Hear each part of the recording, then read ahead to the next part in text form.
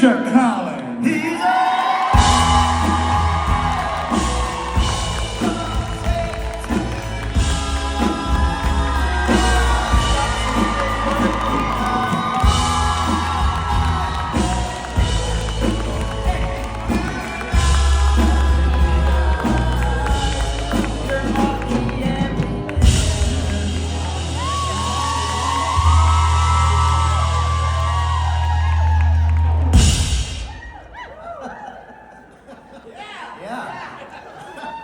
They're coming in. They're trickling in. When word of that sweater catches on in the lobby, they'll get here. They'll cable knit, and they'll start running. Royal blue. Green neck trim. They'll start to running. Have they made an announcement about the sweater? Yeah, that's part of the problem. We'll go out there right now, start passing out flyers. Misha, happy 2026 to you. Thank you. Nice to see you, boys. Good to see you. Hi, everyone. How are you? And I was wondering, what is the most creative medium you've ever seen a likeness of yourself in? It's a very good question. Do you have an answer for this? Have you seen an interesting rendering? I don't know. I mean, I think, since it wasn't like a Gish item to ever make you in something, it's probably something that a fan probably just made for you and showed you. So For those of you who don't know what she's talking about, how many of you don't know what she's talking about? That's fairly significant. Oh, not that many of you. Okay, so Gish. Gish is the greatest international scavenger hunt, and it was this thing that I did for many years. But I would present people with challenges. I'm speaking directly to you, ma'am, because you raised your hand. So, which was a mistake, by the way. You fell for a trap. So it would have all these challenges, and people would have to fulfill these challenges. And one of them would be like every year, people had to create some sort of likeness. Like, for example, Jensen Ackles out of Skittles, right? It was always Jensen, right?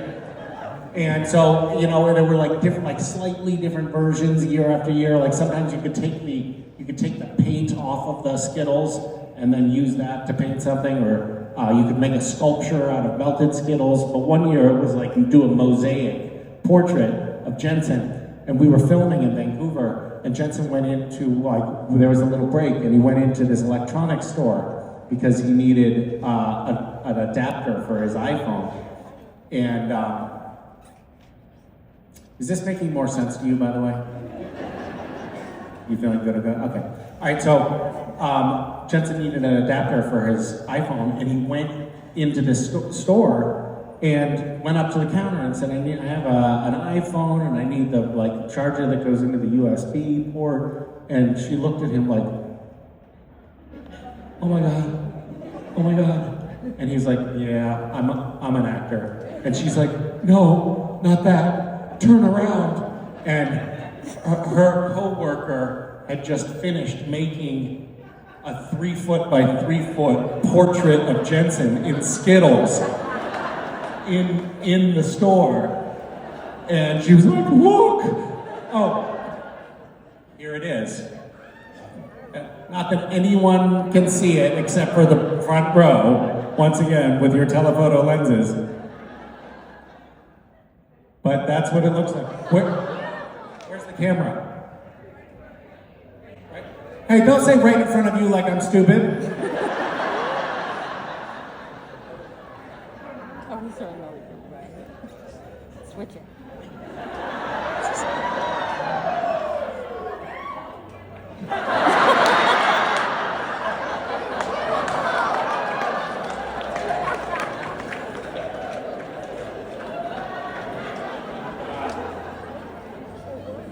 I'm gonna just take a look at your photos while I have this.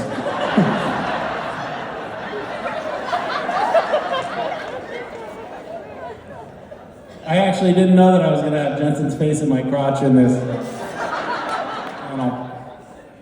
Not surprised, but Thank you for bringing up those fond memories. Appreciate it. We did one. I never really answered your question, did I? That was unsatisfying. Well, one of the things that we did one year was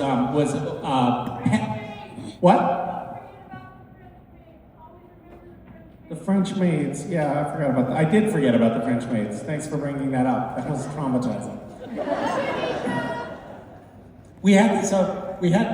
This is another sidebar. I'm sorry. I'm just going to reminisce for a second. So I wanted to break the Guinness World Record for breaking the most Guinness World Records in one afternoon, which I thought, that'll be a cool record to hold, right? So we figured out 3 different Guinness World Records that we could break, all in rapid succession.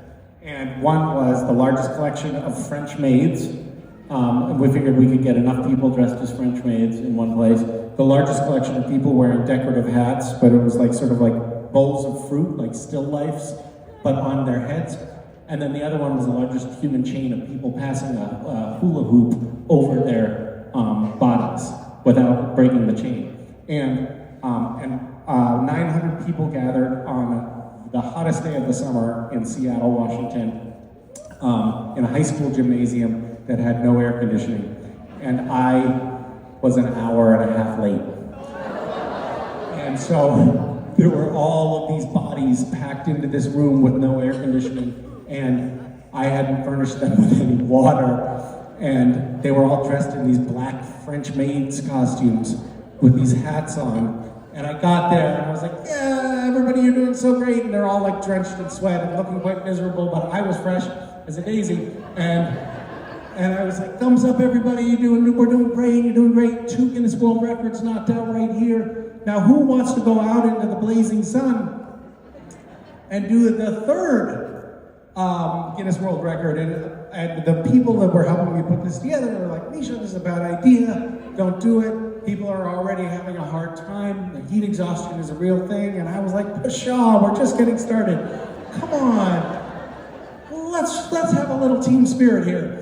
I mean, I was the one that was going to get credit for the Guinness World Records. And so we went outside into the blazing sun and everybody held hands. And that's when the French maids started fainting.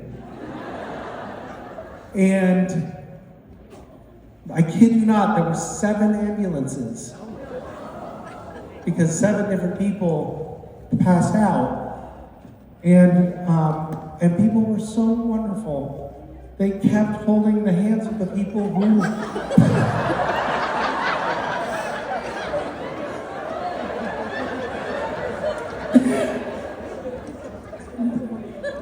And I was like, oh my God, that's so horrible, and that's so great that you guys are still... What the fuck is wrong with me?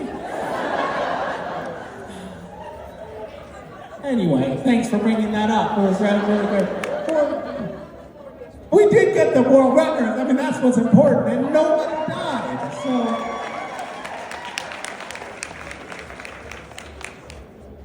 Okay. I still haven't answered your question. Okay. Pet hair renderings were the most disgusting and the most shocking media to make portraiture from. It was really gross. Thank you. Hi. Hi. So I know a lot of us around the world are going through rough times right now. So I was wondering what's something that never fails to make you happy? I don't think that there's anything that never fails to make me happy. I think that I'm somebody who can get a little bit down in the dumps and feel a little depressive or a little overwhelmed or a little exhausted and not feel like there's some magic pill or magic bullet that'll fix it. So I don't know that I have a ready solution for you, but I have like a little toolkit of things that I turn to when things feel challenging. One, I feel like it is true that when you feel overwhelmed by external circumstances, doing something feels good, generally speaking, rather than throwing my hands up in despair and giving way to that feeling of overwhelm and letting that just keep me locked in the couch. I feel like doing something tends to be helpful. Talking to people tends to be helpful for me, which I'm sort of a weird combination of an introvert who likes to be on stage, but I spent a lot of decades of my life not really reaching out to anybody when things felt hard, because I felt like I should be able to deal with it on my own. And in my 40s, I finally figured out, oh, actually, it's a lot easier to just make other people deal with your problems.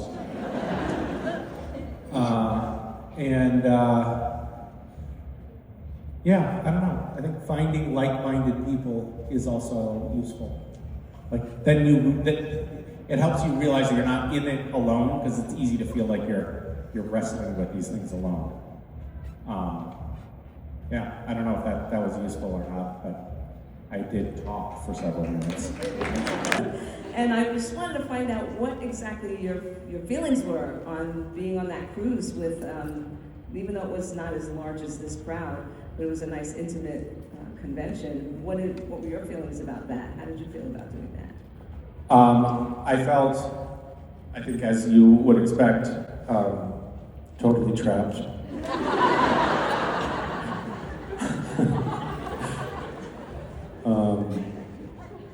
You know, we were quite far from shore at times, and I didn't feel safe jumping into the water.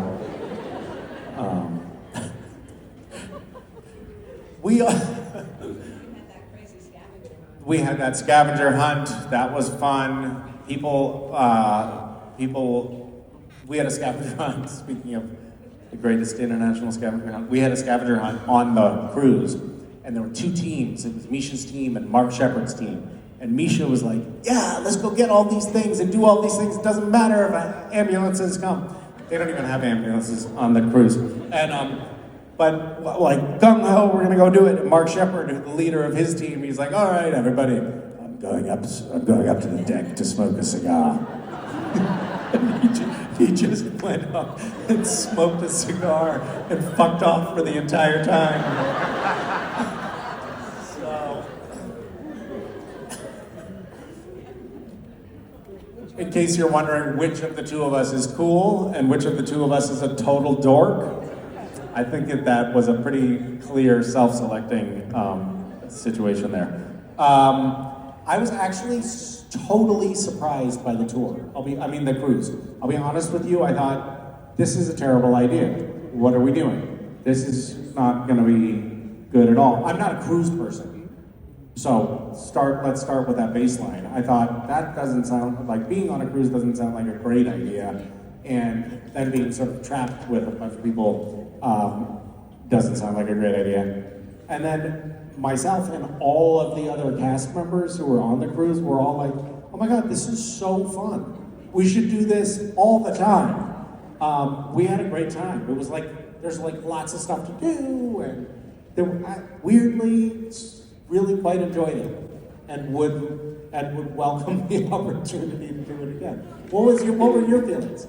Me? Oh, I loved it. I cruise all the time. I cruise once a year. Oh, you do? So when I had the opportunity to get my favorite supernatural convention combined with a cruise, Right. I was... And when you say favorite convention, like your favorite supernatural convention would be one without Jared and Jensen. Right? Sure, we can say that. Yeah. I get it. Yeah, that's how I feel too. Maybe that's why it was so fun.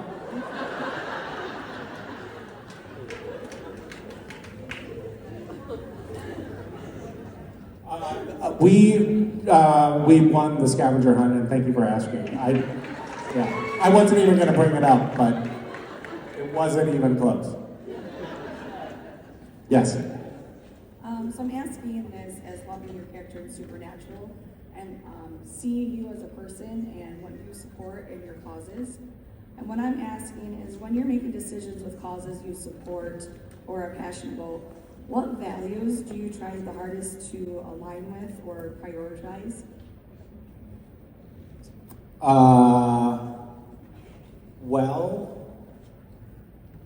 I I guess sort of similar values to what Castiel and Sam and Dean were after most of the time, which is like, is this going to be good for humanity and the world or not? That's the main focus. I try to think about things. It's interesting. I had coffee like 2 days ago with someone who runs a very large, very successful nonprofit that's doing some very large campaigns right now. And I noticed myself thinking, I think what you're doing is useful, I think what you're doing is good, it makes sense, but it doesn't seem like it's the most useful thing. I didn't say that out loud because I'm averse to confrontation. But I think it's really valuable that different people participate in doing all kinds of, like a wide variety of different things that help in a huge spectrum of areas in the world, and we need that. But I often try to focus on what feels like is going to be the most impact in an area that I feel is most important. And I guess I tend to feel like focusing on things that have long-term impact is important. And one of the things that I have found in my journeys is that doing things, partly because I have a little bit of a platform and I can share stories with people. For me, it seems like it's often more impactful to do things that I can share the stories about, because that in and of itself is impactful. So it's like one thing, for instance, going back to Gish, one of the things that we did with Gish is we found these Syrian refugees who were living in refugee camps in Lebanon, who were undergoing like really dire circumstances. The mom had been paralyzed, the kids were on the verge of starvation, and we were able to bring that family out of their situation, get them housing and medical care, get the kids in school. And one of the kids in this family, when we helped them, she was 12 years old and she had tried to kill herself so there would be food for her siblings. And now she's in medical school. And while we definitely had a huge impact on that one family's life, and that's amazing to be able to have that kind of impact, telling the story about that family ended up being much more impactful, because we were able to share that story widely, and it ended up raising a lot more money, which then meant that several other families got pulled out of that refugee camp and into much better circumstances. So I guess sometimes I try to think about the story aspect of the work, like whether this is something that can be shared in such a way that it can leverage more impact. What kind of stuff do you try to focus on? I'm in Rotary International, so we do a lot for our community, and two of the things that I take from that is it truthful, and then is it fair to all who's concerned? Those are good core directives, truthful and fair. Yes. That would be, yes. More of that would be nice in these times, I think. Yes. Hi, Misha. Hi. So, what's an insane conversation that you've overheard while eavesdropping? First of all, I would never eavesdrop on my daughter and Emily's daughter in the bathroom last night.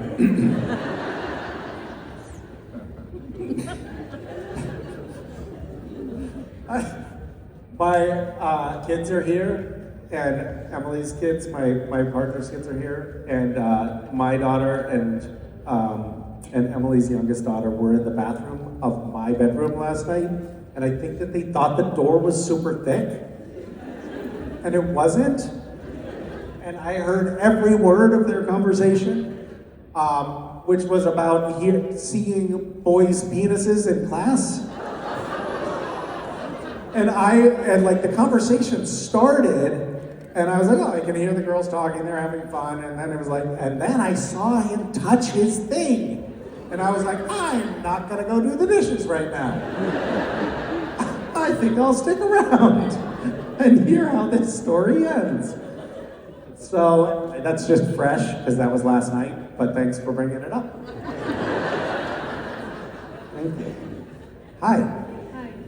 I was wondering, what's one of your favorite go-to comfort meals when you're just really stressed out or just had a really bad day?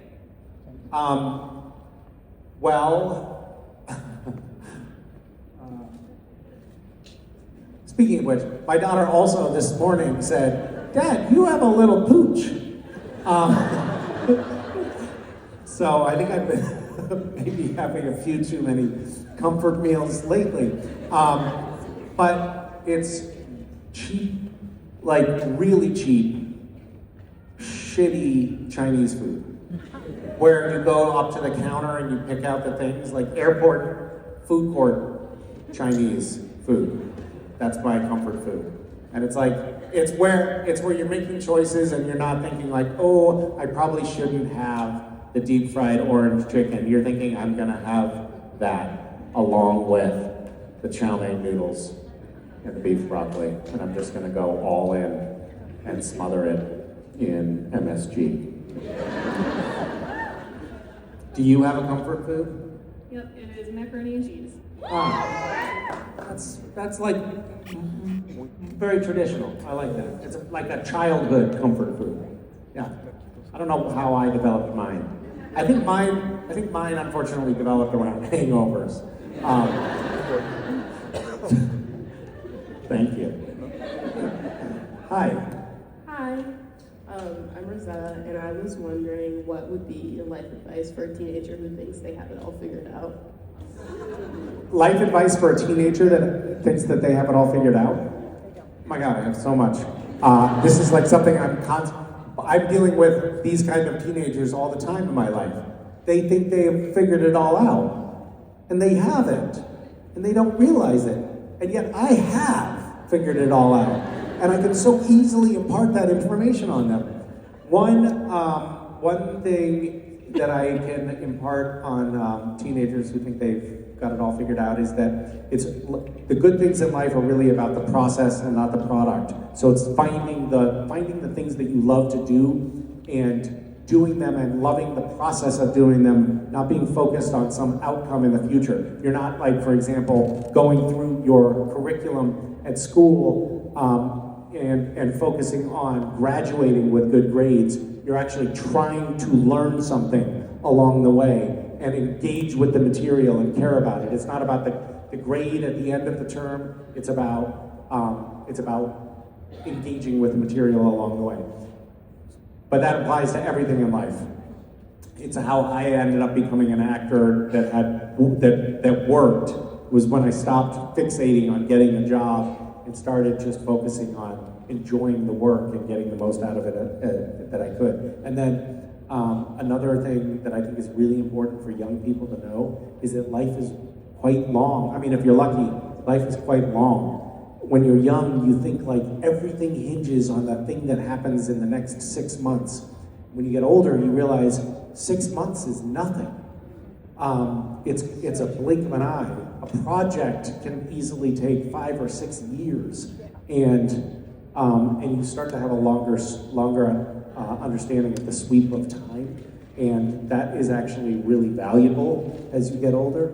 And another thing that I would tell those fucking teenagers is that there are older, wiser people who have been through these things before. It's why human civilization has the potential to evolve, is that we can learn from our ancestors and our forebears, and it's really important to actually glean that knowledge from mentors and people who know better. It's something that I came to way too late in life, but it's so useful to have mentors. So there's 3 things for you. Are you a teenager? Yeah. Oh, I'm so sorry. Well, I will say one other thing. I actually think that life gets better as you get older. Sure, you might find that you have 2 artificial hips, and that your children not so lovingly point out a pooch on you in your waning years, but you start to feel comfortable in your skin, and you start to sort of know your place in the world as you get older. Another wonderful thing about getting older is you stop caring what other people think. And it's so great to not give a shit anymore. Like you realize that everyone is so selfish and so self-absorbed that they really only care about themselves, which means they're not actually thinking about you, which means you don't have to worry what they think. And that's so liberating. It's very easy when you're young to think that everybody cares, and the truth is they don't. So take that with you as well. Thank you. Hi, Misha. Hi, it's so nice finding a third-party teenager who will listen for a minute. I was like, could you tell all of that pent-up energy? I was just like, yeah, Dad, whatever. You're so stupid. Hi. Hi, Misha. My name is Isabella. I honestly didn't think I was going to get picked, but I'm so glad that I finally get to ask you a question. I'm so glad that you got picked too. So your character has gone through a lot, especially being possessed multiple times by different entities and characters. So my question is, what was your favorite version of your possessed character to play, and why? I think my favorite, I had fun with all of the different versions of Cass because it was fun to get to do something different. It was fun to be the empty. It was fun to be crazy Cass. It was fun to be Emmanuel. It was fun to be human Cass. I actually think I wish I got to do more of that. That was particularly fun. That was a whole universe of things to explore, and it could have been really interesting if we did more of that. And then I really loved playing Lucifer Cass.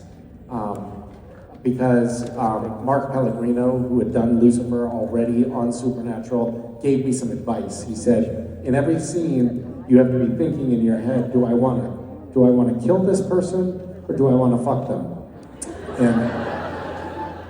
And I'll tell you, as you go about your day and you're running that filter, it's quite fun. So thanks for asking. Hi. Hi, Misha. I swear you're going to get tired of seeing me this weekend. Great. I look forward to that. So my question for you is Vegas has a slogan of what happens in Vegas stays in Vegas. So can you tell us of either a fan interaction or just an interaction that you've had in general when you've come out on vacation that you've never told anybody, like a secret that you've never told anybody that's happened here in Vegas? In Vegas? Yeah, I have that. I certainly have that. Nope.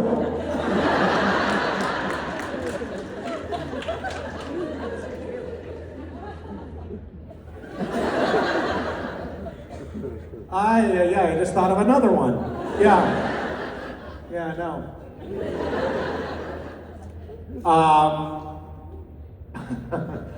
I would. There are circles in which I would share one of those stories, but not both. And neither is appropriate for here. I will tell you a story that I've probably not shared with most of you, which is that we were staying in a fancy hotel one year, and at a convention, a creation convention here, and I walked through the lobby of this hotel. I'm not going to tell you which one because I don't want to interfere with the privacy of the actors, but it's one that had really spectacular fountains. And that are outdoor, kind of lake atrium area and it happens at a regular time schedule that you can find. at Bellagio.com.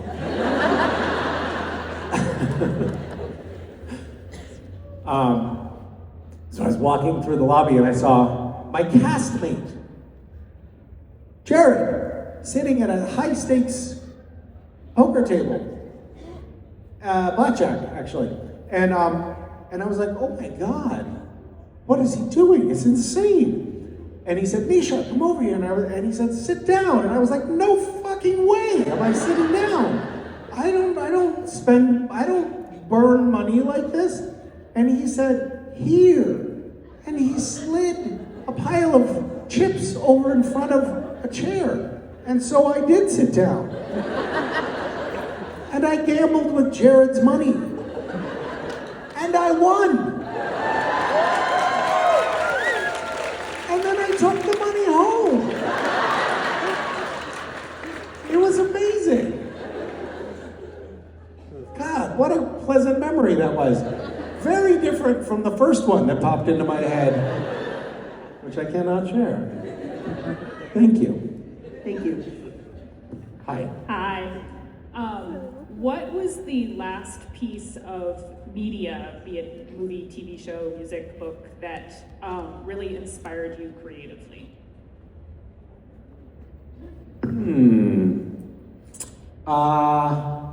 Well, I'm reading, interesting. I would say so I have a few somewhat pat answers to this question. I read a book last year called The Work of Art, and it's about art. It's a book that's about the process of making art, and the author, Adam Moss, interviews all of these luminaries in various different fields on their process of making art. And I really loved that book, and I found it very useful, but that's sort of like a little on the nose. I also read this book called The Roundhouse by Louise Erdrich, and that book really inspired me creatively because of a specific thing. First of all, the prose is it's just really well written. If anybody likes really well written fiction, The Roundhouse is quite incredible. But it also is it's told as if it's an adult who's looking back at his adolescence and telling the story of his adolescence in the first person, and that voice of the adult looking back, telling the story of the experience of an adolescent ended up inspiring me to write. I'm writing a novel right now, and I'm writing it in that sort of voice. So it's from the vantage point of adulthood, talking about adolescence, as if it's happening in the present, kind of. It's like a little bit, anyway. So it inspired me to steal a device, which I'm doing. Thank you. This was a few years ago, we were here in Vegas. There's an artist named James Turrell. Have you heard of James Turrell? Shame on you. So James Turrell is this artist who works with light, and he does the most beautiful, most incredible, immersive light exhibitions. He's doing this in has anyone ever heard of Rodin Crater in Arizona? He's been working on it for 40 years. He spent like $100 million on this project already. It's a crater where there are apertures to the sky, like these tunnels that like look out at the sky, that is designed to be at peak viewing in like 800 years when the constellations have moved into a certain place. He's looking on that kind of level of vision. Anyway, he had this installation that also cost like $20 million in the it's one of these designer stores, clothing designer stores. No, does anybody know about the James Turrell exhibit that was in Vegas? What's that? It's not Yves Saint Laurent, but it's like that. At the Aria, yes, in the Versace store or something. And what? Louis Vuitton, thank you. Thank you. It was in the Louis Vuitton store. So we were here a few years ago, And I brought Jared and Jensen and a few other cast members, and we got this like private experience in the Louis Vuitton James Turrell art installation. And they were like, "What are we doing here, dude? This is so weird." And then we all went in with our socks on in this light exhibit, and all of us were like, "That was like the most amazing thing I've ever seen." It was like totally spiritual and so cool. It was really cute. Cliff was in there, our bodyguard, and he was like, "Guys, I think this is like the coolest thing I've ever seen." So that was cool, but the really cool thing about it was, later on that day, as we were getting ready to get picked up to come to this convention, by some crazy coincidence, James Turrell walked by us, the artist. And this installation had been up for like decades, and he just happened to walk by us. And he doesn't even live here. And Jared was like, dude, that's the guy! Anyway, I don't know why I shared that story, but I did. Hi. Hey, so I don't think I've ever really asked you any supernatural questions. Okay, don't ruin it now. No, I'm gonna totally run it now. Okay. And it's kind of supernatural related. So if you and Castiel could hang out for a day, what would you two do? Well, because we both know that Castiel is into BDSM.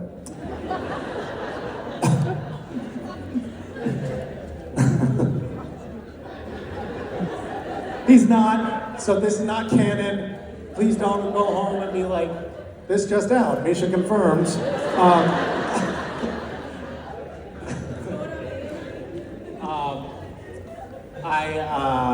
I mean, he has this whole time travel thing. I would like to hang out with early Castiel, who was still able to time travel. And I'd like to go back in time and see what my parents were like right before I was born. I don't want to watch my parents conceive me. Get your mind out of the gutter. That's not what I meant. Jesus. Thank you. Thank you. Hi. Hi, Misha. So I have a bit of a two-parter. Okay. First off is, so a lot of people are fucking around and finding out right now between the Gen X, Zennial, and Millennial generation. And those that are older than us, who do you want to most see receive the find out portion between the political climate and everything that's going on? And on that note, have you watched Heated Rivalry yet?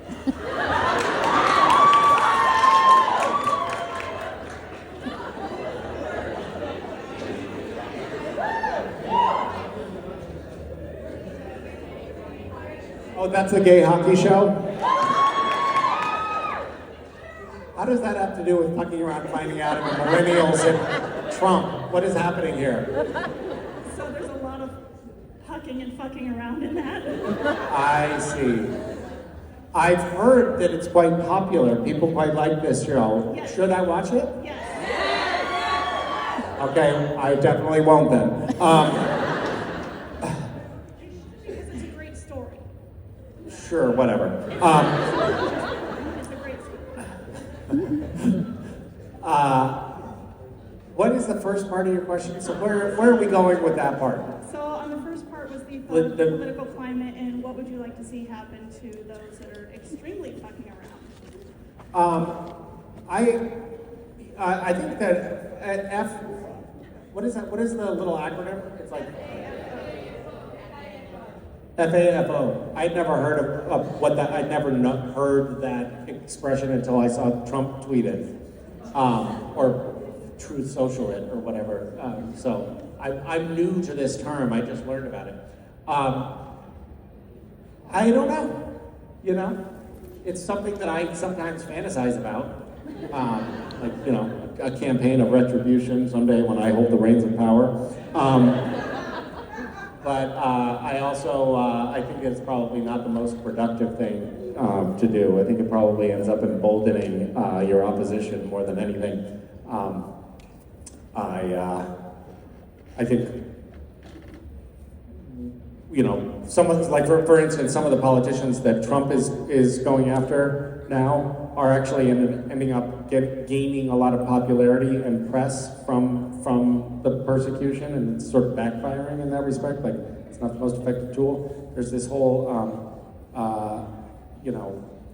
in South Africa, they had the Truth and Reconciliation Commission right after apartheid ended, and I think that's probably the best approach to take. Like, let's not keep persecuting one another. Let's just find a way to say, hey, I don't think what you did was great, but we're going to move on from this and not dwell in the past and try to vanquish one another, because it's a cycle that will never end, in my humble opinion, until someone puts a stop to it. Thank you. Hi. Oh my God, are we going to get to the end of the questions? I don't think this has ever happened before. Holy shit. Let's draw this out. Hi. One of my guilty pleasures is watching movies with famous people in them before they were famous. So I really liked you in the movie Par 6. How the fuck did you find Par 6? I love that movie. I watched it like 3 times. Wait, where did you find Par 6? YouTube. Really? Yeah, I've also seen like Finding Home and Moving Allen. Oh, Moving Allen with Mark Pellegrino. Yeah. Moving Allen is a movie that I did with Mark Pellegrino, and Mark Pellegrino is dead for most of the movie. And this is the first scene that I ever did with Mark Pellegrino. This was years before Supernatural.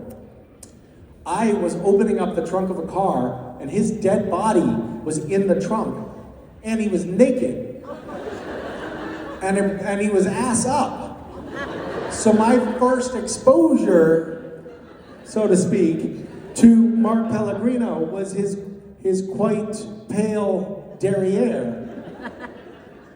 I had never at that moment could have imagined that I would spend years with him as Lucifer down the road. Yeah. Okay.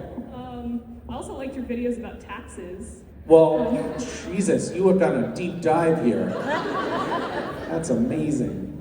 I was in a video for the IRS on how to fill out your 1040 EZ. This was back before YouTube. This was back when they were like putting out instructional VHS tapes.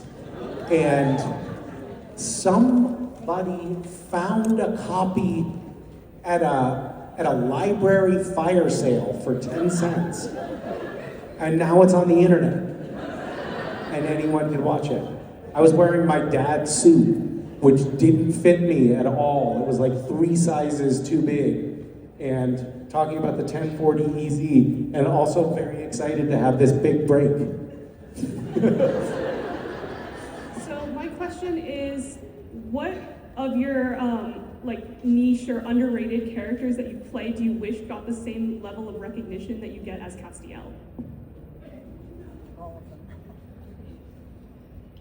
Obviously, Dr. Jacob Glazier in Stonehenge Apocalypse. Obviously. It's a great film. And whatever. I think everybody that was involved in that production still harbors a bit of bitterness that we were snubbed by the Oscars. It was so deserving.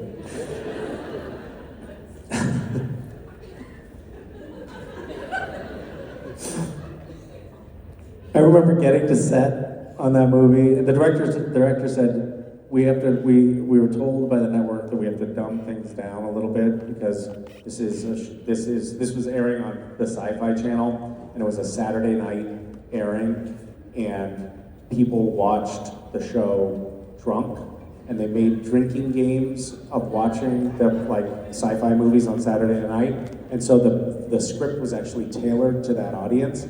And so people needed to be able to try to sort of figure out what was going on without having remembered what happened in the previous 45 minutes. I got to set one day, and the director was like, so they wanted us to add a couple of scenes. And I was like, okay, cool. And he's like, and we're ready to shoot them. And I was like, okay. And he was like, here. And it was like 6 pages of dialogue. And it was just me talking the whole time. And it was literally 15 minutes of preparation. And it's in the movie. It's some of my best work. Thank you. Yeah, thank you. Hi. Hi. I'm so nervous. I'm like breathing the same air as you. This is crazy. Oh, well, you know, you're breathing the same air as everyone. I read at some point when Brutus stabs Caesar, he says, "Et tu, Brute," and every time we inhale like 6 molecules of the oxygen that he exhaled in saying that. So we're all connected. This is where you've breathed this air before. That's true. This is my first con, so I don't even know what to ask. I did not think I was gonna get picked at all. Yes, but now you've been in line for quite some time, so you've had some time to think about it. I have, and I've been like, my brain is blank. What do you want to talk about? I want to talk about what question you have. I've had all this time, and now I gotta think that on the spot. Yeah, it's hard, isn't it? Now you know what it feels like. It's tough. Yeah. Thanks for that. So, all right, I have a question. Fine, I'll ask the questions then. So, this is your first convention. Yep. What was it that inspired you to finally decide to join this cult? That's a good question. So I'm here with my sister. She's awesome. She lives out here. I'm just visiting. Has your sister been to a convention before? I don't think so. No. Wouldn't she have told you if she She had? would, right? Yeah. Sister, where are you? Okay, have you been to a convention before? Okay, good. I'm glad that we have this open line of communication now. Are there any other questions you'd like me to ask your sister, by the way, now that we have this? I can mediate between the two of you if you want. Why am I not her favorite? Okay, so this is maybe, oh man, it's hard because you're right behind the spotlight. Can you tell us why you're not, what's your name again? Bethany. Like Bethany already has a warm place in my heart, why don't you like her? What's that? She is, so she's not claiming that you are her favorite. How many other siblings are there? There's 5 of us. 5, so the other 3 you don't like so much.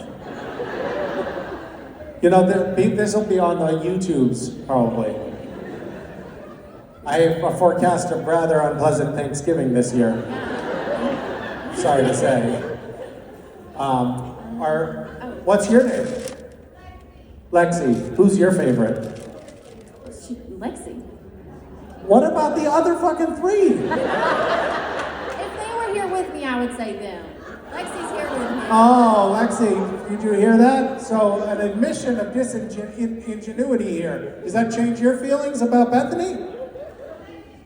Second favorite! You've been demoted. Now you can be honest. I think come on. Tell her what you really think of her. I think this is good. You're working it out, you two. Okay, it's my sister-in-law then. Oh! Not even a blood relative! Oh my God! This is definitely the last trip you two take together. Holy shit. Were you expecting to do family therapy when you came up to the mic? I was hoping, honestly. Yeah, I'm glad that we're having this conversation. This is really hard. I'm sorry. Well, listen, at least you had that little moment where you believed that you were one another's favorites. And cherish that forever, I would say. So your sister forced you to come here. No way, this was my idea. This is my birthday. I forced her to come. Oh, really? Well, we're glad that you made it. It is a cult, and you'll find that over time. But you'll be back over and over and over again. Eventually, you'll have the tattoo. Literally, I was thinking about it. You think I should get it? I definitely think you should get it. Yes. Where are you gonna do the tattoo? I want to do like the angel wings. There's a flash tattoo. Angel wings is a great choice. I think that's really great. I think like left cheek. Yeah. Oh, I do have a question actually. I'm so sorry. Yeah. Okay. Why did you run Jared off? I was really looking forward to seeing him. Why did I run him off? He was gonna come and now he's not. I was afraid that he would make me gamble again. He was going to come? Yeah. Oh, he was supposed to be here? Supposed to come. Really? was announced? I bought a photo op with Is he- Jason I and don't- Jared. And is he on a poster? And you. Wait, is that Jared over there? No. Oh my God, I can't believe that he did that to you. I had to return my photo op. It was with Jensen and Jared, and now it's with Jensen and you. So. Oh God. What a sorry substitute. Oh my God, that must be so depressing. I don't know how he lives with himself. Foisting that kind of disappointment on people. Unbelievable. Well, I will have some very stern words with him also because I'm not going to be able to gamble this weekend without his money. So, I think he did break a leg or something like that. We could use that as the excuse. Also, isn't he filming something? We could use that as an excuse. Although I will point out that Jensen is filming something and he showed up. I'm just saying. And for all you know, I'm filming something. I'm not, but I could be. What am I doing? Well, that is a wonderful question. And one that I wish I had an answer to. At this point, I'm just trying to drag this last question on until I can walk away satisfied that I've ruined a family. I'm almost there. I'm very sorry that Jared didn't show up, but I feel like you shouldn't be taking it out on me. I had nothing to do with it, as far as you know. Thank you for being brave enough to stand up here at the microphone and for being so honest about your feelings about your sister. Thank you. There are no questions over here. Do you have a question? You must. You have the microphone. Come on.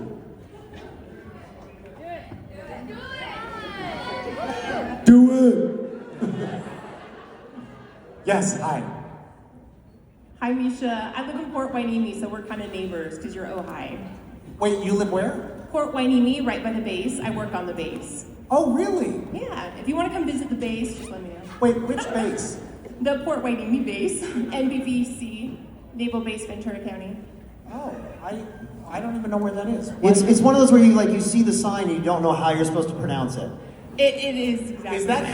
Is that on the water? It is on the water, yes. Okay, I know. Right by the port. I know where you're talking about now. Okay, all right, cool. Okay, so my hey question, neighbor. Hey neighbor. So my question, I've asked it to all your castmates, is Survivor's in its 50th season, so 25 years. If they cast a supernatural only Survivor, who do you think would win? Who's the first one that's going to get kicked off, and who's your alliance? Who would win? If it was just supernatural people. This is in 25 years from now? Just whenever. Okay. Like if you were the next one. Wait, is Survivor in its 50th season? It is, Yes. What? right? I'm not that old. It's like 2 a year. It's 2 a year since the year 2000. They do 2 a year? Yeah. 2 a year. Oh, I didn't know that. Yeah, it's been 25 years. I thought maybe it started in the UK. I was trying to figure out that math myself. The first year I think was 2000, and 2 a year. Now we're in 2025, 26. Yeah. I think It was in the 90s because I was in the military then, and I actually applied to go on Survivor. I did not get on there, but I would if I could. Wow. There you go. Jared's manager was on Survivor. That's right. Who? Very cool. Jared's manager. Oh, Dan that's right. Spilo. He got kicked off. Got kicked off. Survivor. Yeah. It was not great. But we won't talk about that. That's a different question. Yeah, that's a different question, and it's unrelated. My brother was a carpenter on Survivor when they did a season in the Amazon, and he came back with these horrible skin infections from like wading in the Amazonian River building sets for Survivor. So you're bringing up a family trauma. You're welcome. Thank you. But I would say that if we were to form alliances, please don't do that. Please don't. I'm so sorry.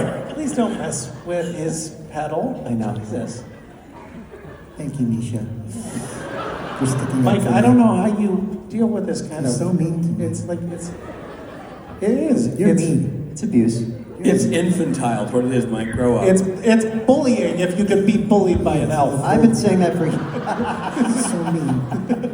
You missed it, Rich. What happened? You just got Collins. Dang. Yeah, you did. He said it's bullying if you can be bullied by an elf. Oh man, I've been cable knitted.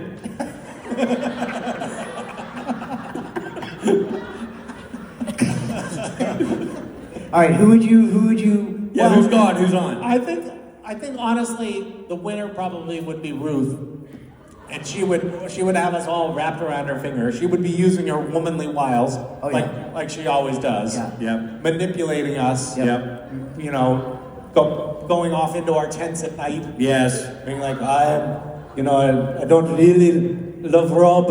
I love you. You know. Also, I'm Russian. Based on that accent. I'm not really Scottish at all. I'm actually from Siberia. I love Rob to get compromat. I get compromat on Rob. Now I vote to you. Tomorrow we vote him off the island. That's the worst impression of Ruth I've ever. Yes, I agree. And so it's funny to me because it's not real. No, it's so fake. She would never vote you off the island. She so would. I know. Ladies and gentlemen, how about this experience you've had right now with Mr. Misha Collins?